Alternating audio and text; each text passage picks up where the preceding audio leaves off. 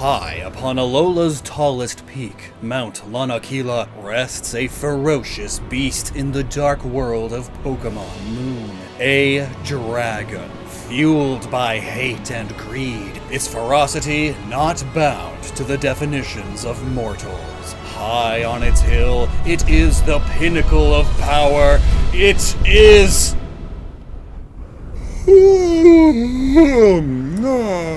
Oh, hello, children. Oh, how delightful. Would you like to hear one of my stories? I've baked oatmeal cookies. It's Drampa! Why is this thing here? No, really, what is so Alolan or oceanic Hawaiian about an elderly, normal dragon-type Pokemon? Is it out of place here? What is Drampa based on? Why does it look the way that it does? And why, oh why, did they give this guy a Mega Evolution in Pokemon Legends ZA? There's a reason for everything in Pokemon, and I've been uncovering that for several generations now. Yet in that time, I never really dug into Drampa, even though it is kind of an anomaly in Alola. As Pokemon generations progressed, the Pokemon introduced in each region had better and better reasons for being there. The Pokedexes were getting more and more well-themed. Even Alolas! The Pokemon found here aren't all strictly Hawaiian, but they are all tropical and or Pacific Island themed. Except for Drampa. A normal dragon? I mean, what's normal about being a dragon? The Pokemon who mix normal with another type do so most often because of their biology, or game balancing, but I'm gonna go with biology here. What is it that makes Sawsbuck normal grass instead of just grass? Well, most grass-type Pokemon either are plants or have their DNA heavily integrated with plants. Sawsbuck, though, is just a normal magic deer with plants growing on its antlers. The fire normal Pyroar is a lion that happens to breathe fire rather than being an entity of fire, like most fire-type Pokemon. But I can't really use the same logic here. Oh, it's got a normal body, so it's normal type. Because yeah, I guess it has a normal body. For a dragon. So a dragon's body, full of dragon energy. See, that logic just doesn't work. So what else is it besides a dragon that's giving it that normal typing? Well, it's got practically no legs. People without legs are still normal. But also, it's got all this white fluff and old man hair, and the name Drampa, it really do be a dragon grandpa, even in its original Japanese name.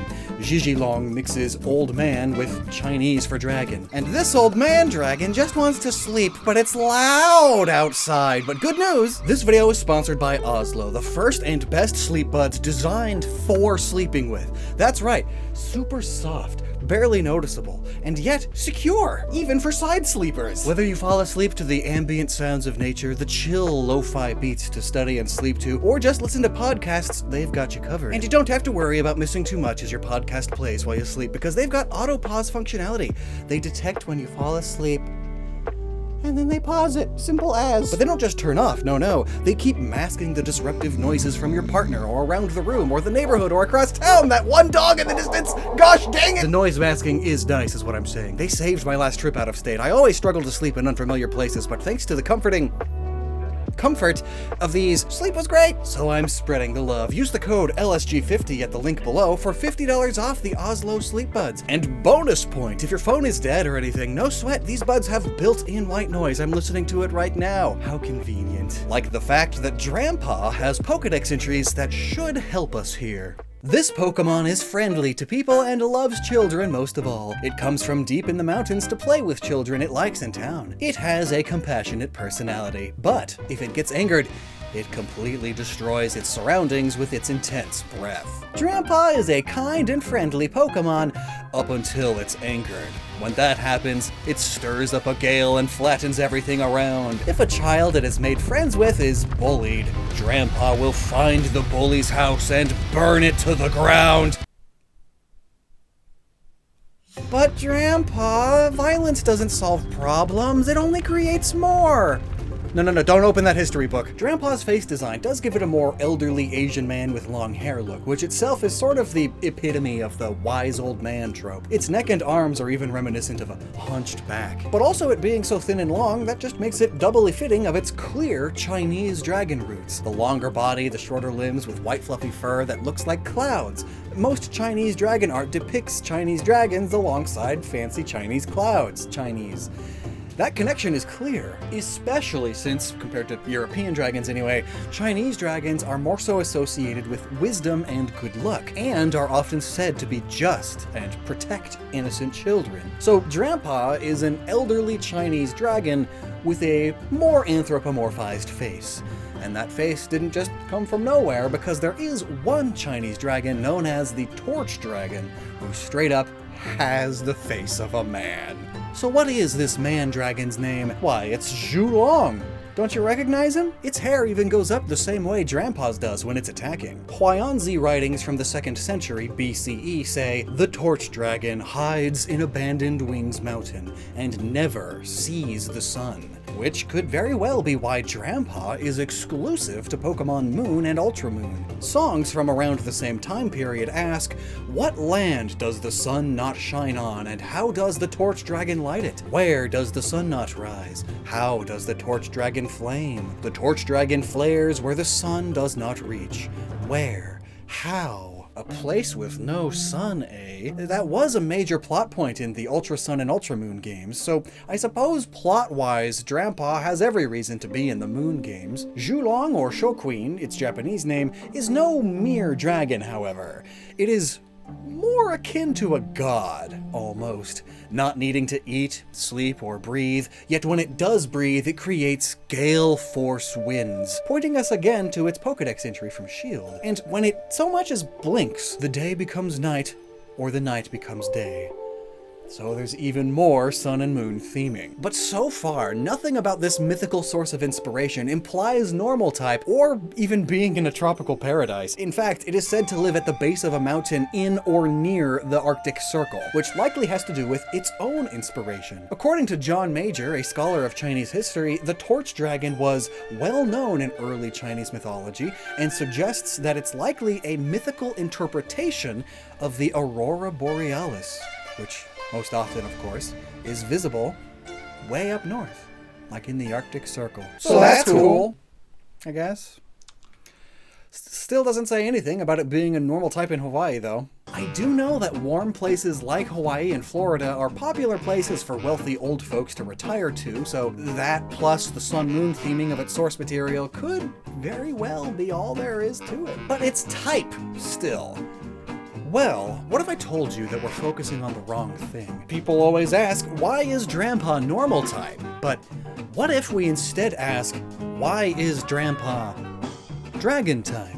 You know how the dark type isn't called dark in its original Japanese? If not, we did a whole video on it for you to watch after this one, but in short, it would better be more accurately translated to English as evil type or mean-spirited type. It being called dark still works really well too if you know the other definitions of the word, but it has confused plenty of folks in the West into thinking the type is about literal darkness, which it's not. Well, the dragon type kind of has a similar thing going on, just to a much lesser extent. So what is dragon in Japanese? Why, it's Ryu, right? Well, yeah, what's on Kiryu's back? A Ryu. Why is Ryu named that? He's named after a dragon. So what is the dragon type in Pokemon called in Japanese? Ryu type? No, it's Doragon type. What? Why would they use a transliteration of the English word for dragon instead of their own word for dragon? Well, because that's what they do. When you refer to an Asian dragon in Japanese, that's a Ryu. When you refer to, say, Smaug in Japanese, that's a Doragon. Culturally, they are seen as similar, but different and distinct beings. And sure enough, if we look at the dragon-type Pokemon before Drampa, the vast majority of them have much more to do with Western dragons. And the closest Pokemon we have to a classical Chinese dragon is Gyarados. And it's not dragon type at all. It's water flying. because it's not a Doragon, it's a Ryu. Of course, game balancing in the classic games played a role too, hence Charizard not being Dragon type. But still, Doragon type is Western Dragon type.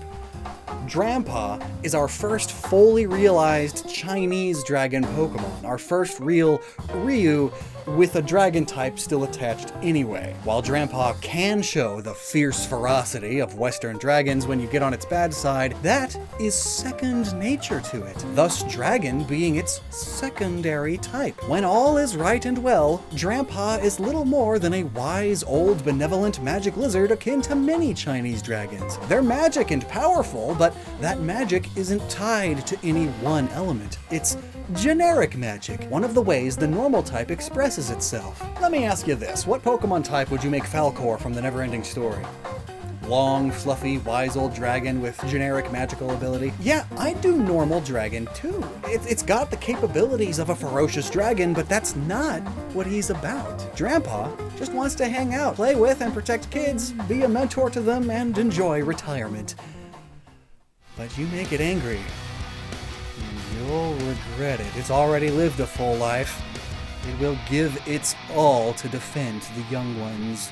And if you Mega Evolve it, whoa, Nelly, watch out! Because now those lovely white clouds are angry storm clouds. Its hunched over neck has straightened, putting it in the ready to strike at any moment pose aggressive snakes put themselves into. Yet, according to the Pokedex, Drampa's cells have been invigorated, allowing it to regain its youth. It manipulates the atmosphere to summon storms. So yes, its straightened neck and black fur were attributes it had in its youth. It simply lost those with age. As you do. Its fur being black in its younger days is akin to most Asian men as well. Black, or technically very, very, very dark brown hair is extremely common in East Asia. And when I say extremely common, I mean literally more than 98% of the people there have it. Its horns pointing up like this just makes it even more like Zhulong now, while also maybe referencing the decorative fronts of Kabuto helmets. Its ability to summon storms in the atmosphere just makes it even more akin to Chinese dragons, many of which are said to have such an ability. But most directly, this is all akin to Shenlong or Shinryu, the divine dragon, depicted here among dark storm clouds. But don't let the dark clouds fool you. Like most Chinese dragons, Shenlong is nice. It governs storms, winds, clouds, and rain, and tells them to go water the farmlands. So long as you don't make him angry, that is. When Shenlong grows angry or feels neglected, it brings about floods, thunderstorms, and even droughts. Don't forget about your grandpa. Give your grandparents a call now and again. And lastly, as a small aside, could it only having two little claws sticking out of the clouds be like how some classic Asian dragon art just shows their heads and little hands sticking out of the clouds? Probably. And double lastly, what's with the symbol on its side? It went from 3 dots to 4 diamonds. And as far as the context of Asian history goes, 3 dots in this arrangement is likely this symbol painted on various temples dedicated to Buddha. The 3 dots represent Buddha, his teachings, and his disciples, and Buddhism does tend to teach peace and pacifism, how a Drampa prefers to be. The designers may have just removed the circle to reference the symbol less directly, as Pokemon rarely uses exact symbols.